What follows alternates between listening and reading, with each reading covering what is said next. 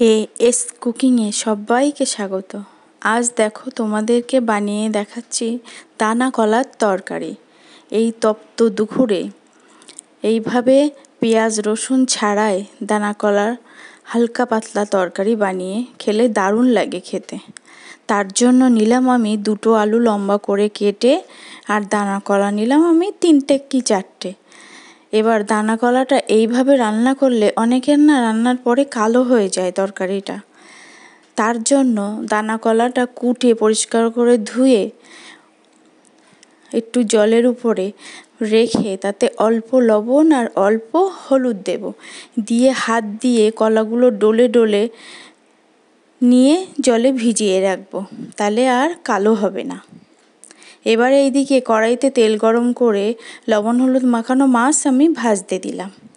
আর এইদিকে একটা পাত্রে জল বসিয়ে প্রথম আলুগুলো দিয়ে তাতে একটু লবণ দিয়ে সিদ্ধ হতে দিলাম। বেশ আলুটা একটু সিদ্ধ হবে, এই মতো অবস্থায় সেই লবণ হলুদ জলে ভিজিয়ে রাখা কলাটা ছেঁকে তুলে দিতে হবে জলে, আর ওই জলটা ফেলে দিতে হবে, তাহলে কালো হবে না একটুও তরকারির রং। এবার একটু হলুদ দেব, হলুদ দিয়ে কিছুক্ষণ আমি ফুটিয়ে নেব। আলুটা বেশ একটু সিদ্ধ হলে ফুটিয়ে নেব। বেশি সিদ্ধ করলে ডয়রা কলা বা দানা কলা এটা গলে যায়, সেই জন্য একটু পরে আলুর পরে দিতে হবে। এবার সিদ্ধ হয়ে গেছে, পাত্রে জলটা ঢেলে নিয়েছি, আর একটা পাত্রে সেই আলু কলাগুলো আছে। এই জলটা কিন্তু ফেলবো না, এই জলটা দিয়েই রান্না হবে। আর এই দিকে মাছ ভেজে আমি তুলে নিয়েছি। সেই তেলে দেব আমি 1 চা চামচ মতো গোটা জিরে ফোড়ন। ফোড়নটা একটু ভাজা হলে সেই আলু আর কলাটা জল ঝরানো সেটা দিয়ে দেব।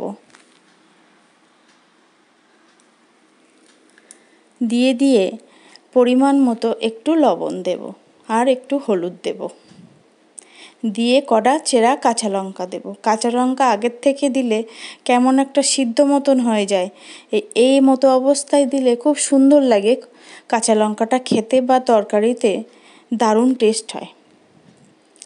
আর এটা যেহেতু পেঁয়াজ রসুন ছাড়াই, এর জন্য আমি অল্প একটু হিং ফোড়ন দেব, ওই কলার উপরেই দিয়ে দেব। একটু নাড়িয়ে চাড়িয়ে, বেশি নাড়ালে কলাগুলো গলে যাবে, তাই নাড়িয়ে চাড়িয়ে সেই জলটা, সিদ্ধ জলটা ছিল সেই জলটা আমি দিয়ে দেব। দিয়ে একটু ফুটবে,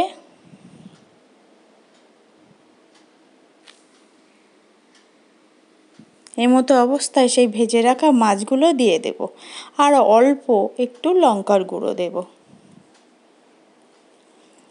ভিডিওটা সম্পূর্ণ দেখার অনুরোধ রইল। ভালো লাগলে অবশ্যই লাইক, শেয়ার, কমেন্ট আর সাবস্ক্রাইব করার অনুরোধ রইল। আর অল্প একটু কটা চিনির দানা না দিলেও হয়ে যায়, কলা যেহেতু একটু কষ টাইপের হয়। এবার লবণ ঝাল চেখে 1/2 চা চামচ মরিচ গুঁড়ো আর 1/2 চা চামচ জিরের গুঁড়ো দিয়ে একটু ফুটিয়ে নিলেই রেডি আজকের হালকা পাতলা খুব সুন্দর টেস্টি দানা কলার তরকারি। তোমরা এইভাবে বাড়িতে একবার হলেও বানিয়ে দেখো।